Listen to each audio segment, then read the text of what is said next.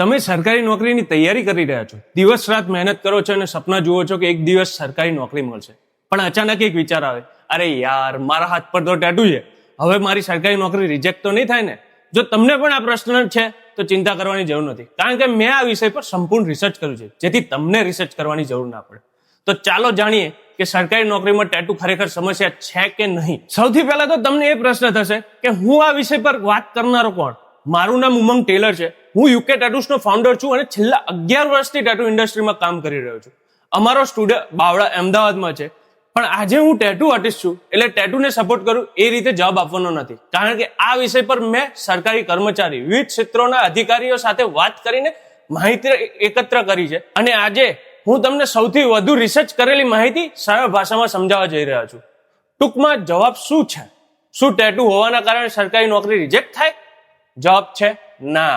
સાથે જ જવાબ છે તે નોકરી પર આધાર રાખે છે. હવે તમે વિચારતા હશો આ કેવી રીતે? ચલો વિગતે સમજીએ.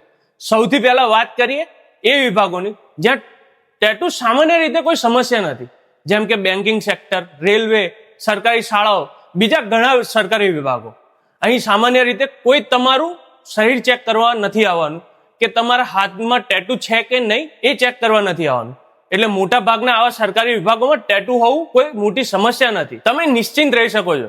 પણ હવે વાત કરીએ એવા વિભાગોની જ્યાં ટેટુ અને નિયમો થોડા કડક છે, જેમ કે ઇન્ડિયન આર્મી, એરફોર્સ અને પેરામિલિટરી ફોર્સ. અહીં ટેટુના અંગે ચોક્કસ નિયમો હોય છે, પણ એક વાત યાદ રાખજો, અહીં પણ ટેટુ સંપૂર્ણપણે બેન નથી.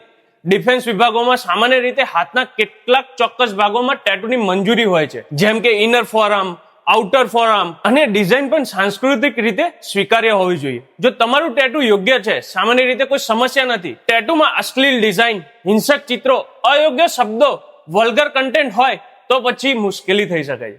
એવા કિસ્સાઓમાં તમને ટેટુ રિમૂવ કરવાની પણ સલાહ આપવામાં આવે છે. હવે ઘણા લોકો પૂછે છે, મારા હાથ પર તો મમ્મી કે પપ્પાનું નામ લખેલું છે, તો શું થશે? સામાન્ય રીતે સરકાર એ નથી જોતી કે એ કોનું નામ છે, તેઓ માત્ર ટેટુની પ્રકૃતિ અને નિયમો અનુસાર ચેક કરે છે.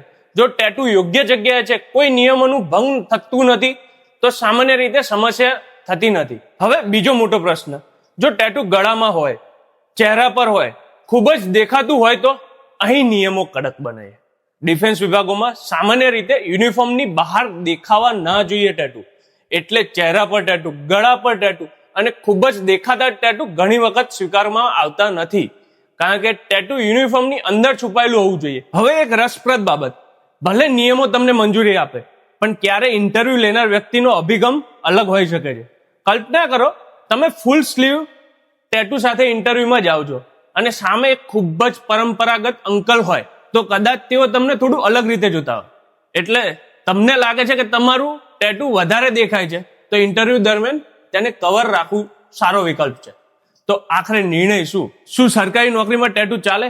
હા, મોટા ભાગના કિસ્સાઓમાં ચાલે, પણ હંમેશા ધ્યાન રાખો, સાંસ્કૃતિક રીતે સ્વીકાર્ય ડિઝાઇન પસંદ કરો, યોગ્ય જગ્યાએ ટેટુ કરાવો, અશ્લીલ કે વિવાદાસ્પદ ડિઝાઇનોથી દૂર રહો, અને જે વિભાગમાં અરજી કરી રહ્યા છો તેના નિયમો ચોક્કસ ચેક કરો. જો તમારા હાથ પર ટેટુ છે અને સાથે સરકારી નોકરીનું સપનું પણ છે, તો ચિંતા છોડો. તમારી સફળતા તમારા ટેટુથી નહીં, પણ તમારી મહેનત, સ્કિલ અને ક્ષમતા પર નક્કી થશે. મહેનત કરતા રહો, તમારું લક્ષ્ય પ્રાપ્ત કરતા રહો, અને અમારી યુકે ટેટુસની ટીમ તરફથી તમારા ભવિષ્ય માટે ખૂબ ખૂબ શુભેચ્છાઓ. જો તમે આ વિડીયો જોઈને સરકારી નોકરી મેળવો તો નીચે કોમેન્ટમાં અમને જરૂર જણાવજો. વિડીયો ગમ્યો હોય તો લાઈક કરો, ચેનલ પર નવા હોય તો સબસ્ક્રાઇબ કરો, અને તમારા એવા મિત્રોને શેર કરો જેમને આ પ્રશ્ન છે. હું ઉમંગ ટેલર, ફરી મળીશું આવતા વિડીયોમાં. જય હિન્દ.